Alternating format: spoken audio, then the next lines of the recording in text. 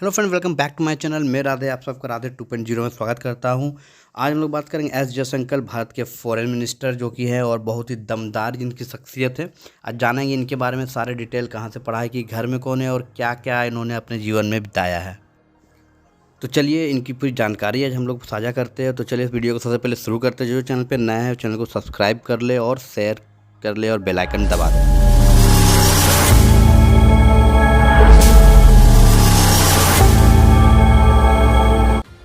S Jaishankar, या आप कह सकते हो सुब्रमण्यम जयशंकर, जन्म 15 जनवरी 1957 में। वर्तमान में भारत के विदेश मंत्री हैं। वे जनवरी 2015 से जनवरी 2018 तक भारत सरकार के विदेश सचिव रह चुके हैं। उन्होंने विदेश सचिव के रूप में अमेरिका, चीन समेत आसियान के बेहद महत्वपूर्ण कूटनीतिक असाइनमेंट में काम किया है। इन्होंने अभी तक, अगर इनकी पद की बात करूँ तो वर्ष 1979 में उन्होंने मॉस्को में भारतीय मिशन का प्रथम सचिव नियुक्त किया गया था। वर्ष 1950 में वह वाशिंगटन डीसी में भारतीय राजदूत के प्रथम सचिव बने। 1988 में वह भारतीय शांति सेना के राजनीतिक सलाहकार और श्रीलंका के में भारतीय मिशन के प्रथम सचिव बने थे। उसी प्रकार 1996 में टोक्यो में भारतीय दूतावास के उप प्रमुख बने। 2000 ईस्वी में वह चेक गणराज्य में भारत के राजदूत बने थे। 2004 में उन्हें दिल्ली के विदेश मंत्रालय में संयुक्त सचिव के रूप में नियुक्त किया गया था। वर्ष 2007 में एस जयशंकर को सिंगापुर में भारत उच्चायुक्त पद का कार्यभार सौंपा गया था।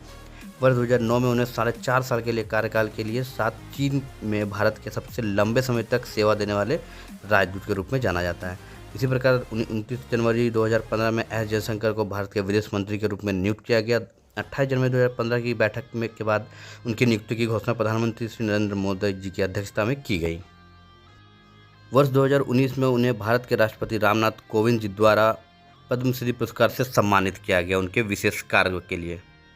वहीं इनकी स्कूली शिक्षा नई दिल्ली में से हुई है, सेंट स्टीफेंस कॉलेज से हुई है। और यहीं की अगर हम लोग इनकी विश्वविद्यालय की शिक्षा की बात करें तो ये भी जेएनयू की छात्र है और जेएनयू से निकले हुए एक होनहार, तेज तर्रार युवक जो कि आज भारत का विदेश मंत्री पर संभाला हुआ और पूरी दुनिया में इनका लोहा माना जाता है। आज के डेट में ये किसी को भी जवाब देने से कतरते नहीं है, चाहे अमेरिका हो, चाहे चीन हो, चाहे पाकिस्तान हो, चाहे किसी भी देश के संगठन को या किसी भी देश में जाके उन्हीं को अगर कुछ बोलना हो तो ये बेझिझक बोलते हैं।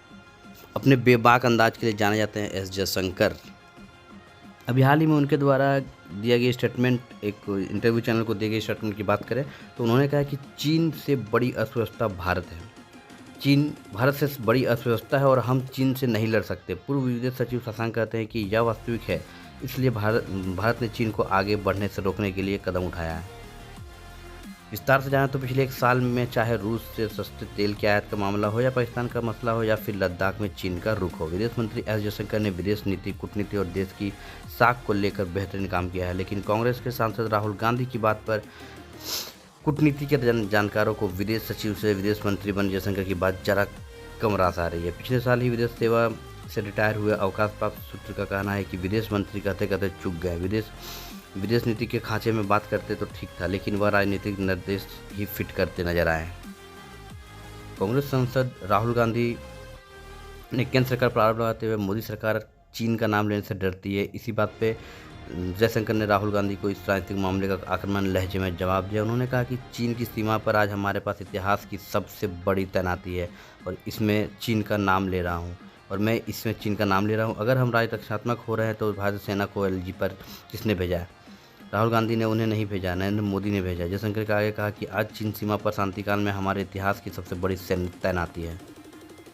उन्होंने खर्च के बारे में बताया कि बात की कि उन्होंने सीमा पर आधारभूत संरचना खर्च को मौजूदा सरकार के 5 गुना तक बढ़ाया। विदेश मंत्री एस जयशंकर कहते हैं कि चीन भारत की सबसे बड़ी अर्थव्यवस्था है और हम चीन से नहीं लड़ सकते। पूर्व विदेश सचिव शशांक कहते हैं कि यह वास्तविकता है, इसलिए भारत ने चीन को आगे बढ़ने से रोकने के लिए कदम उठाया। केंद्र सरकार ने सीमा पर बुनियादी ढांचे और संसाधन बढ़ाने की बड़ी प्राथमिकता दी है। पूर्व विदेश सचिव कहते हैं कि सीमा पर सेना की तैनाती कोई बड़ी बात नहीं है, इसमें ज़्यादा महत्वपूर्ण है कि सैनिकों को वहां तैनाती के लिए जरूरत संसाधन, कपड़े, जूते, हथियार और अन्य सजो सामान मिलते रहे। वहीं बात अगर रूस और यूक्रेन युद्ध को खत्म करने की होगी तो वहाँ भी ऐसे कई सवाल सामने आते हैं जिसमें भारत की अहम भूमिका हो सकती है। इस तरह के पीछे भी कई कारण हैं। रूस यूक्रेन युद्ध के बीच भारत के विदेश मंत्री एस जयशंकर मॉस्को पहुँच गए हैं। जयशंकर का यह दौरा एक ऐसे वक्त पे है जब रूस और यूक्रेन के साथ संघर्ष कई महीनों से जारी है। एस जयशंकर रूसी विदेश मंत्री लावरोव के साथ बातचीत करेंगे। जयशंकर ने आखिरी बार पिछले साल जुलाई में रूस का दौरा किया था और उसके बाद से अप्रैल में लावरोव ने भारत का दौरा किया था। पश्चिम और कई देश खासकर अमेरिका की ओर से पिछले कई महीनों से दबाव बनाए जाने के बावजूद भारत ने रूस के कच्चे तेल का आयात कम करने की बजाय बढ़ा दिया है।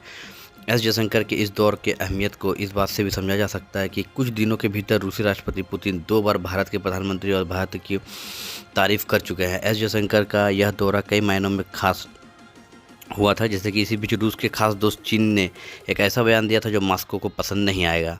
दरअसल चीनी राष्ट्रपति शी जिनपिंग ने यूक्रेन युद्ध में परमाणु हथियार के इस्तेमाल की धमकी को गलत बताया।